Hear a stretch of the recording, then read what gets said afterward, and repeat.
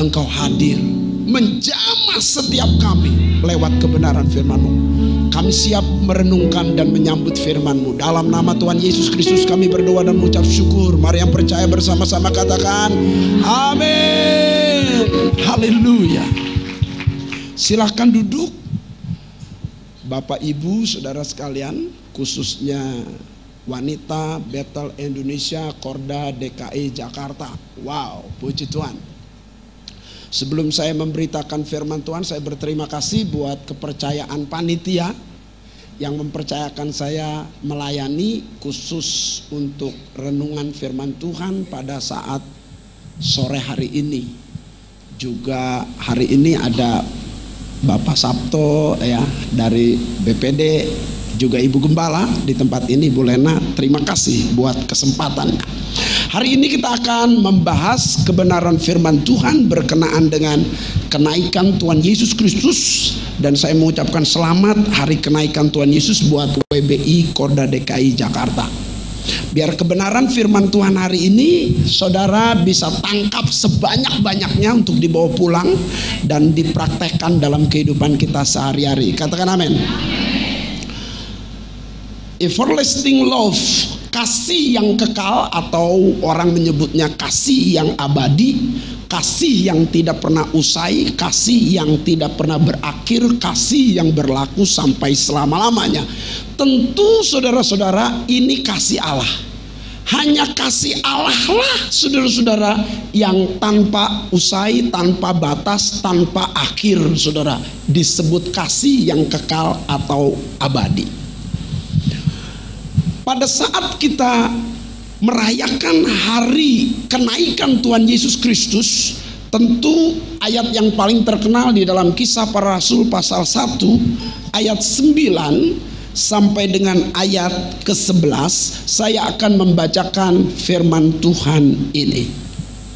Kisah Para Rasul pasal 1 ayat yang ke-9 sampai dengan ayat yang ke-11.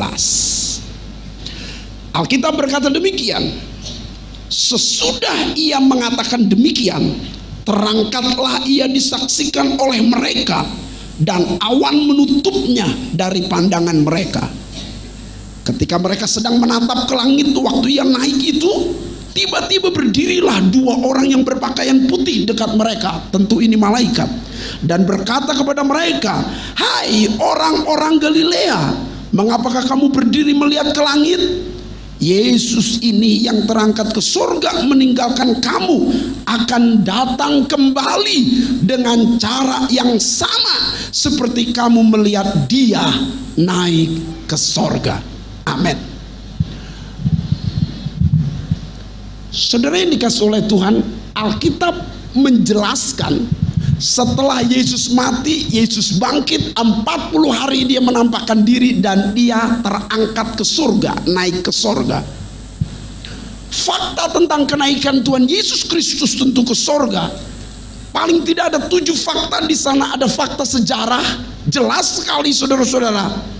Misalnya sejarawan Josephus Flavius saudara-saudara menjelaskan bahwa benar ada yang bernama Yesus yang disalibkan pada zaman Pontius Pilatus. Dia bangkit, dia naik ke surga. Itu sejarah, didukung oleh berbagai penemuan arkeologi. Saudara-saudara, sejarawan menyatakan benar, fakta sejarah, bukan dongeng. Katakan amin.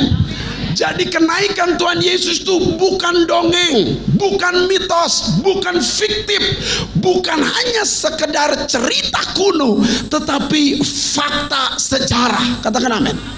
Yang kedua, saudara-saudara, di sana ada berbagai saksi. Yang malaikat berkata, "Hai orang-orang Galilea." Berarti kata orang-orang Galilea berarti tidak sedikit. Yang dalam Korintus mengatakan bahwa waktu Tuhan Yesus naik ke surga ada 500 lebih orang Galilea. Ini fakta saksi. Ada saksi hidup yang melihat itu. Memang ada banyak orang berkata kami sudah pernah naik ke surga, turun naik malah, tapi tidak ada saksinya. Tapi waktu Yesus naik ke surga ada 500 lebih orang Galilea melihat Yesus naik ke surga. Masa 500 orang bohong semua? Pasti tidak, saudara-saudara. Dan itu jelas. Fakta yang kedua mengatakan ada saksi mata. Saudara tahu bahwa di hukum Taurat saksi mata itu 2 orang sudah sah, 2-3 orang sudah sah sebagai saksi mata. Di Romawi atau negara Romawi, saudara, sedikit-dikitnya atau yang paling sah untuk saksi 7 orang sudah sah. Tapi yang melihat Yesus naik ke sorga 500 lebih orang. Pasti benar Alkitab katakan. Saudara percaya kepada Yesus ini sudah benar, tidak salah, tidak keliru, tepat. Engkau punya Allah yang menguasai sorga dan langit dan bumi. Dia telah naik. Jelas ada saksi matanya. Tetapi kalau melihat fakta lain, misalnya fakta waktu, jelas di sana dikatakan, sesudah ia mengatakan demikian, terangkatlah ia disaksikan oleh mereka, ada saksi hidup, dan awan menutupi dia dari pandangan mereka. Jadi ada awan, berarti peristiwanya apa? Siang hari, bukan malam hari. Jelas terbuka, transparan, terlihat oleh orang banyak. Yesus naik ke sorga, bukan mitos, bukan hayalan, bukan omong kosong, bukan hanya legenda, tetapi benar-benar jelas. Karena fakta waktunya itu siang hari peristiwanya, bukan malam, saudara-saudara. Fakta keempat adalah fakta lokasi. Sampai sekarang Yesus naik di Bukit Zaitun. Sampai sekarang ada Bukit Zaitun. Lokasinya terbuka, lokasinya jelas, ada di Google Map, saudara-saudara. Tidak tersembunyi, saudara-saudara. Dan betul-betul jelas sampai saat ini ada. Jadi jelas kalau kita melihat fakta sejarah, saksi mata, waktunya, lokasinya sudah jelas. Lebih-lebih didukung oleh fakta yang kelima, yaitu malaikat. Jadi ada perwakilan utusan dari sorga menyatakan bahwa ini benar, bahkan berjanji ia yang naik ke sorga akan kembali lagi kedatangannya kedua kali. Jadi malaikat menjadi sebuah kesaksian, proklamasi kepada orang-orang Galilea bahwa Yesus yang naik ke sorga, dia akan datang kembali. Fakta keenam namanya fakta gereja. Saudara, kalau Yesus bangkit dari kematian lalu tidak naik ke sorga, ngapain kita ada di sini?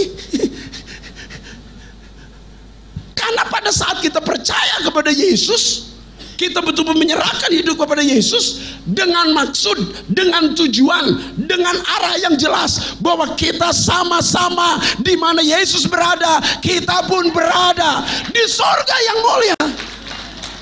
Itu sebabnya saat itu Yesus naik ke sorga, di mana ia ada di sana, kita pun berada.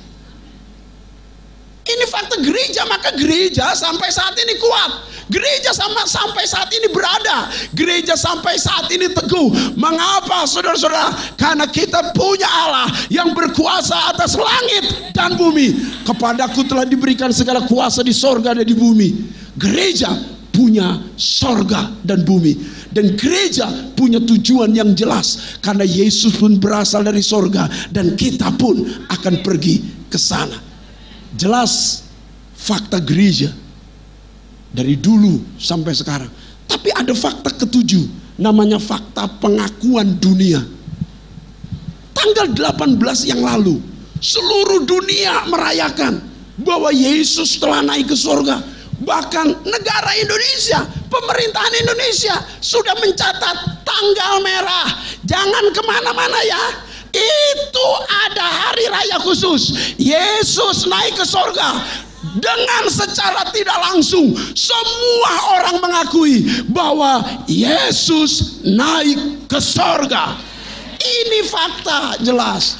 Maka iman kita sudah didasarkan dengan dasar yang benar. Katakan amin. Hanya untuk apa Yesus naik ke sorga? Itu pertanyaannya. Yesus naik ke sorga, beberapa makna di dalamnya. Dan salah satu makna yang kita akan bahas ini. Tapi sebelumnya saya memberitahu bahwa ada makna Yesus naik ke surga. Makna pertama disebut makna proklamasi. Malaikat memproklamasikan. Yesus naik ke surga memproklamasikan. Dia berkata sebelum naik ke surga, kepadaku telah diberikan segala kuasa di surga dan di bumi. Dengan kata lain, dia berkata bahwa yang punya kuasa di surga itu aku, yang punya kuasa di bumi itu aku. Jangan takut, engkau punya Allah yang berkuasa di surga dan di bumi. Jadi jangan lemes, saudara-saudara. Jangan lunglai, jangan loyo jadi Kristen. Semangat jadi wanita yang semangat bergairah, antusias, karena engkau punya Allah yang besar, engkau punya Allah yang luar biasa, engkau punya Allah yang hebat. Dia yang berkuasa di surga dan di bumi. Siapa coba tokoh yang berkata demikian? Kita berkuasa atas wilayah RT RW aja kagak. Tapi Yesus berkuasa atas surga dan bumi. Saat Yesus naik ke surga, dia sedang memproklamasikan bukan saja bahwa dia Tuhan sang penguasa itu, tetapi dia memproklamasikan bahwa dia memang berasal dari surga dan kembali ke surga. Katakan amin. Dia tahu jalannya, maka Yesus berkata, akulah jalan dan kebenaran dan hidup. Kenapa? Karena dia pernah dari surga turun ke bumi, dan dari bumi dia naik ke surga kembali dan akan datang kembali. Jadi jalannya udah tahu. Maka Yesus bilang dia jalan. Nah kalau saudara ngomong begini, ikut aku, kita sama-sama ke surga. Lu tahu bojong kenyot nggak? Kagak. Ya bojong kenyot aja lu nggak tahu, apalagi surga. Itu sebabnya saudara-saudara, Yesus itu berasal dari surga. Dia kembali ke surga. Dia adalah Allah. Jelas sekali. Tetapi Yesus juga memproklamasikan pada saat dia naik ke surga bahwa penyelesaian, penyelamatan, misinya sudah selesai. Sekarang dia balik ke surga untuk mempertanggungjawabkan apa yang sudah dikerjakannya. Kenapa kita nggak naik ke surga sekarang? Belum selesai. Belum bisa mempertanggungjawabkan kita. Di Korda WBI, di Perwil, di BPD, belum selesai. Tapi kalau sudah selesai, engkau akan kembali bersama-sama dengan Tuhan. Ya, dialah pemegang otoritas, pemegang kuasa atas segala sesuatu. Itulah makna proklamasi. Tapi ada makna yang kedua, namanya makna penggenapan.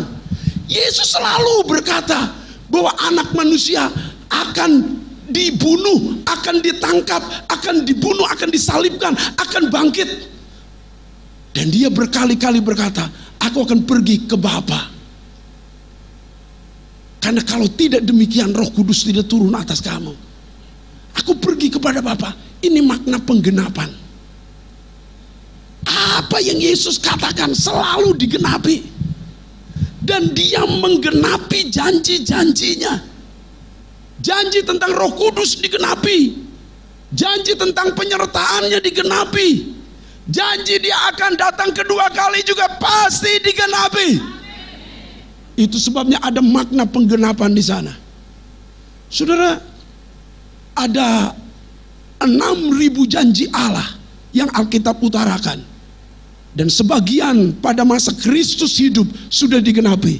Tapi ada sebagian lain yang belum digenapi, yang pasti digenapi. Karena firman Allah, ya dan amin. Firman Allah pasti digenapi. Langit dan bumi boleh lenyap, tapi firman Allah kekal selama-lamanya. Salah satunya dia berkata, aku datang segera. Dan aku akan memberikan upah sesuai dengan perbuatannya. Jelas itu belum digenapi, tapi dia pasti akan datang. Kenaikan Kristus itu menggenapi janji-janjinya.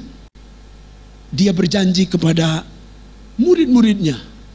Dia berkata kepada murid-muridnya dengan jelas, Ia akan mengutus Roh Kudus yang akan menyertai engkau selama-lamanya. Dan dia berkata, aku pergi kepada Bapa supaya Tuhan memberi atau Bapa memberi roh penolong yang lain.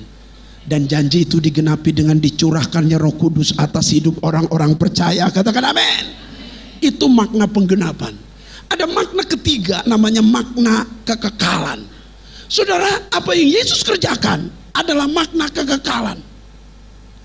Pada saat dia naik ke sorga, dia sedang menunjukkan dan memperlihatkan kepada dunia bahwa maut tidak bisa menguasainya. Kefanaan tidak berkuasa atas tubuh, atas hidupnya. Karena Yesus adalah kekal. Dia adalah Allah Tritunggal. Dia adalah Allah yang awal dan yang akhir. Dia tidak pernah berakhir, saudara-saudara. Dia kekal adanya. Dan pada saat Yesus naik ke surga, kita sedang berkata dan kita sedang melihat Yesus sedang memulai kehidupanku untuk mengiring dia dalam kekekalan. Karena ia naik ke surga, dia hidup kekal sampai selama-lamanya. Dan kita pun akan ke sana hidup kekal. Dan makna yang keempat, saudara-saudara, namanya makna kasih. Everlasting love. Ada makna saat kenaikan Yesus ke surga, ia pergi bukan karena tidak mencintai. Korda WBI DKI. Pada saat suami pergi bukan berarti tidak mencintai istrinya. Saat seorang ayah pergi bukan berarti tidak mencintai anaknya. Karena dia mengasihi istrinya, mengasihi anaknya, maka dia pergi. Kalau kita tinjau pada saat Yesus lahir di Bethlehem, ayat yang paling kita khotbahkan kan Yohanes 3 ayat 16. Karena begitu besar kasih Allah akan dunia ini, sehingga ia telah mengaruniakan anak yang tunggal, supaya setiap orang percaya tidak binasa melainkan beroleh hidup yang kekal.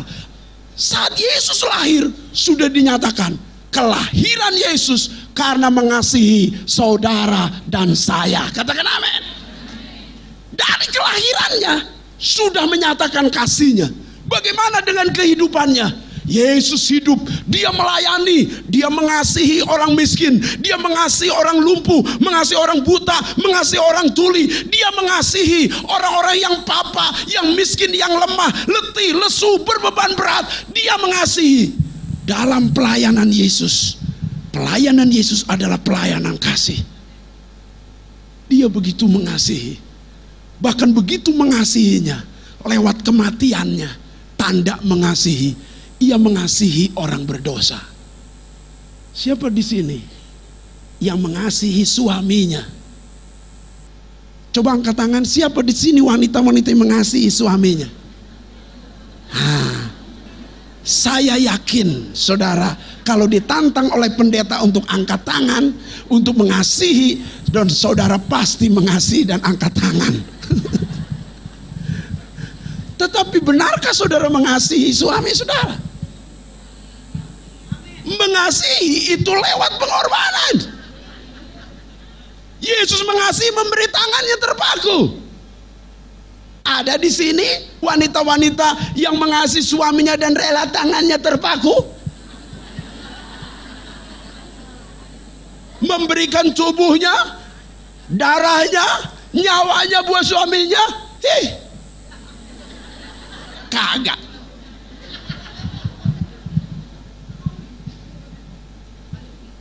Istri saya cerewet pak, istri saya nggak benar pak, istri saya begini pak. Semua. Apa hebatnya kita? Kita orang berdosa, kita orang bejat, kita orang rusak. Tidak ada yang benar, seorang pun tidak. Tetapi Yesus mengasihi. Dia everlasting love. Dia mengasihi sungguh-sungguh abadi, tidak pernah berubah. Saat engkau meninggalkan dia, dia tidak pernah meninggalkan engkau. Saat engkau tidak setia, dia tetap setia. Katakan amin. Allah tidak berubah-ubah kasihnya. Beda dengan kita. Pagi-pagi bilang I love you ma, I love you mam, ya, I love you pak, I love you, I love you. siang berantem. Yang I love you pagi itu udah dilupakan semua. Cinta kita najis terhalah, saudara. Cinta kita banyak berubah-ubah, tetapi cinta Allah abadi sampai selama-lamanya. Lewat kematiannya, pengorbanan, itulah bukti kasih. Saya mengutip perkataan dari William Barclay. Cinta bukan cinta kalau dihitung dalam harga. Cinta bukan cinta kalau dihitung dalam harga. Istri saya bangun pagi, masak soto, masak capcay, masak puyung hai, dia masak. Sebulan, 2 bulan, 1 tahun, 2 tahun, 3 tahun, 10 tahun. Apa nuntut balas? Mana Pak? Udah 10 tahun nih.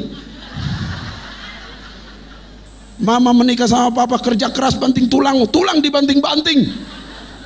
Mana gajinya, uangnya? Tidak. Mengapa istri saya tidak menuntut apa-apa kepada saya? Karena mengasihi saya. Saudara menjadi orang Kristen yang tidak menuntut apa-apa kepada Tuhan. Kalau engkau mendasari pengiringanmu, pelayananmu, kekristenanmu karena engkau mengasihi Tuhan, bukan karena terpaksa, bukan karena kewajiban, bukan karena takut, tetapi engkau ibadah karena mengasihi Tuhan, melayani karena mengasihi Tuhan, memenuhi tanggung jawab karena mengasihi Tuhan. Orang Kristen begini enggak pernah perhitungan. Orang yang perhitungan itu adalah orang yang tidak benar-benar mengasihi Allah. Sebab kalau benar-benar mengasihi Allah, enggak hitung-hitungan. Saudara kalau doa suka hitung-hitungan sama Tuhan. Tuhan, saya sudah rajin, saya sudah beribadah, saya sudah sungguh-sungguh. Kenapa Tuhan hidup saya begini terus? Kenapa saya banyak utang? Ya lu gak bisa ngelola keuangan. Bukan salah Tuhan lah.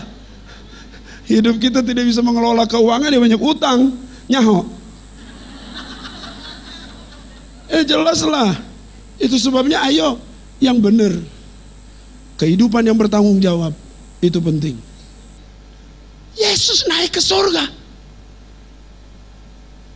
Pada saat dia bangkit, dia menyatakan 40 hari menjumpai karena mengasihi murid-muridnya. Murid-muridnya lemah, murid-muridnya lesu, murid-muridnya putus asa, murid-muridnya hampa, murid-muridnya tanpa tujuan. Dia mengasihi murid-muridnya. Ditemuin satu-satu. Ditemuin satu-satu. Hari ini engkau yang hidupnya hampa, yang hidup tanpa tujuan, engkau yang hidup tanpa gairah, jangan berpikir Tuhan tidak mengasihi. Dia mengasihi dengan kasih yang abadi. Dia mengasihi dengan kasih yang kekal. Dia mengasihi dengan kasih yang tidak berubah. Dia tetap mengasihimu apa adanya. Lebih-lebih saat dia naik ke surga. Dia naik ke surga karena mengasihi saudara. Buktinya apa Pak Apin? Dia mengasihi kita. Buktinya dia berkata kepada kita dengan tegas. Tuhan Yesus berkata, jangan gelisah hatimu, kata Tuhan Yesus. Jangan gentar hatimu, jangan takut hatimu. Percayalah kepada Allah dan percaya juga kepadaku, kata Tuhan Yesus. Di rumah Bapakku banyak tempat tinggal. Jika tidak demikian tentu aku mengatakannya kepadamu.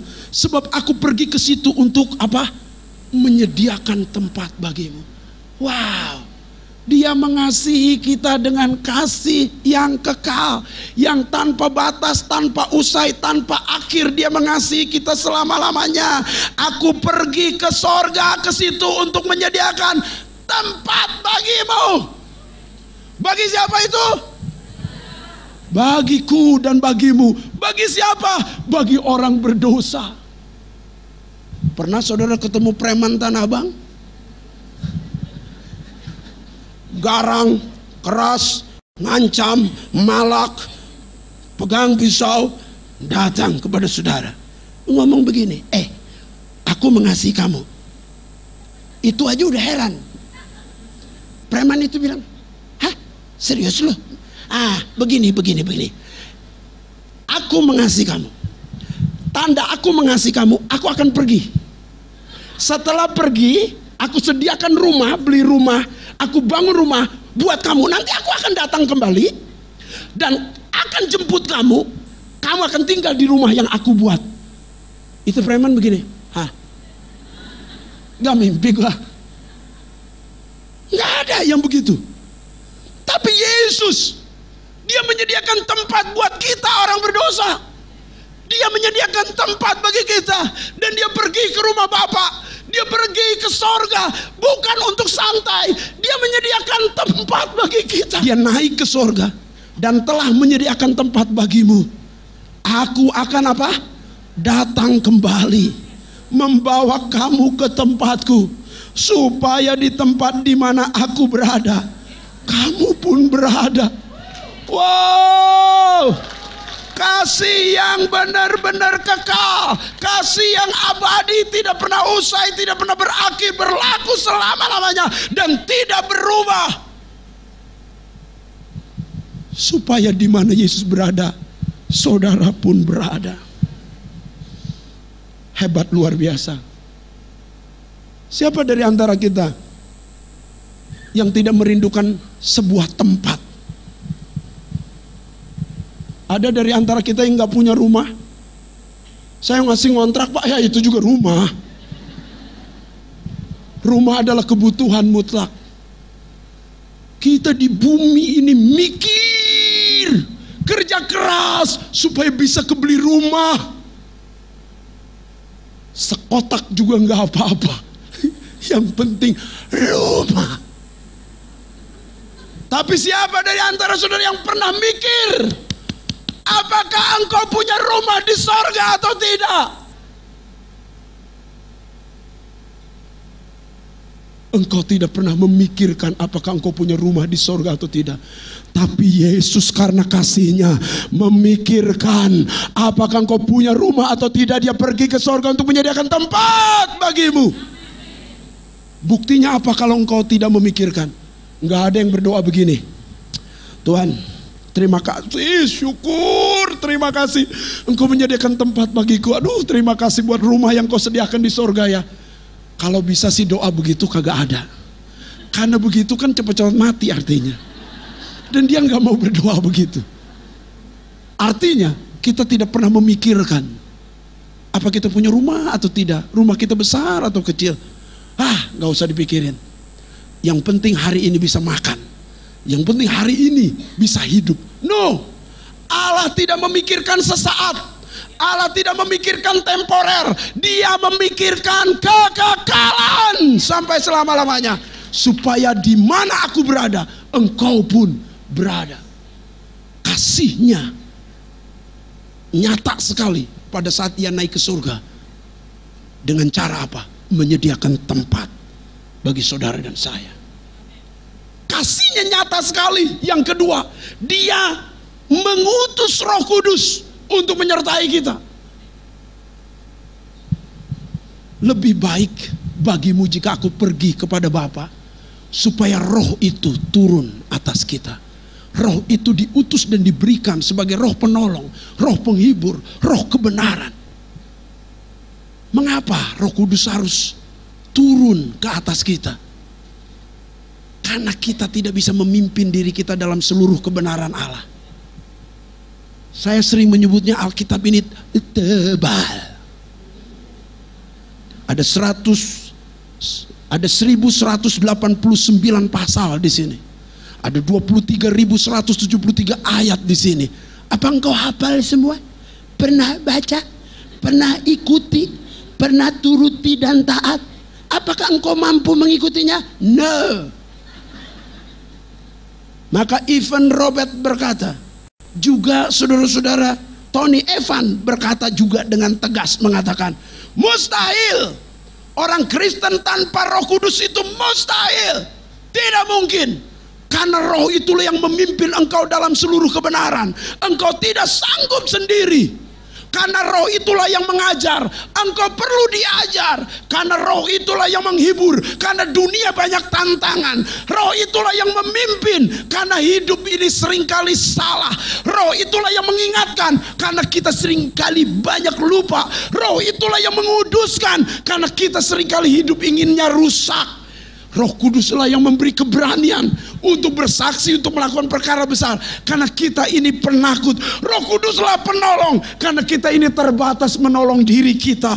Roh Kuduslah yang menginisiapkan dunia. Karena tidak ada yang bisa menginisiapkan dunia kecuali Roh Kudus. Roh Kudus yang memberi kuasa untuk melakukan mujizat. Karena kita manusia yang hanya debu tanah. Tanpa Roh Kudus kita mustahil jadi orang Kristen yang benar. Itu sebabnya Yesus naik ke surga. Dia tahu supaya Roh Kudus turun. Karena kasih-Nya lah Roh Kudus diutus dan turun atas kita. Tinggal di dalam diri kita. Pribadi Allah Tritunggal itu diam dalam diri kita. Memimpin kita. Mengajar kita dalam seluruh kebenaran. Luar biasa. Roh Kudus itulah yang melahirkan baru. Roh Kudus itulah yang memberi karunia-karunia. Bayangkan. Bayangan Petrus bisa menyembuhkan orang. Ada dukun yang kalau lewat orang jadi bangkit, jadi sembuh. Kagak ada. Tapi Petrus seorang nelayan. Bayangannya menyembuhkan. Apakah Petrus lebih hebat dari dukun? Tentu tidak. Karena roh Allah ada pada dia. Saya berkata kepada saudara, itu sebabnya Yesus naik ke surga. Supaya Roh Kudus turun ke atas saudara. Supaya saudara dipakai Tuhan secara luar biasa. Katakan amin. Dan engkau nantikan, engkau rasakan, engkau alami karunia-karunia Roh Kudus itu. Bukan untuk dengar atau dikotbahkan atau digali, tetapi engkau alami bahwa Roh Kuduslah yang membuat engkau benar-benar jadi orang Kristen yang hebat melakukan perkara-perkara besar. Kasih-Nya lah dia naik ke surga. Karena ia mengasihi saudara, dia menyediakan tempat. Karena kasih-Nya dia naik ke surga. Dia mengutus Roh Kudus-Nya menyertai kita sampai selama-lamanya. Karena kasih-Nya jugalah dia naik ke surga. Dan dia berkata seperti malaikat itu berkata, hai orang Galilea, Yesus yang naik ke surga yang kamu lihat itu akan dengan cara yang sama dia turun, datang kembali dengan cara yang sama ke bumi ini. Saudara, ingat baik-baik. Kenaikan Tuhan Yesus bukan pergi dan tidak kembali lagi. Tetapi kenaikan Tuhan Yesus, dia pergi untuk menyediakan tempat dan dia pasti kembali lagi. Saudara, kita harus lebih semangat, lebih bergairah, lebih hidup, lebih antusias dalam kehidupan ini. Karena kita mengharapkan Yesus akan datang kembali. Dan dia yang akan memberikan upah kekekalan. Dia yang akan memberikan, saudara-saudara, mahkota kehidupan, mahkota kebenaran, mahkota kemuliaan. Dia yang memberi upah, dia yang memberi mahkota. Dia yang akan menjemput saudara kembali untuk hidup selama-lamanya bersama dengan dia. Selamat hari kenaikan Tuhan Yesus Kristus. Para wanita Allah di tempat ini, engkau siap dipakai Tuhan dan menantikan kedatangan Tuhan kedua kali. Haleluya. Mari kita bangkit berdiri di hadapan Tuhan.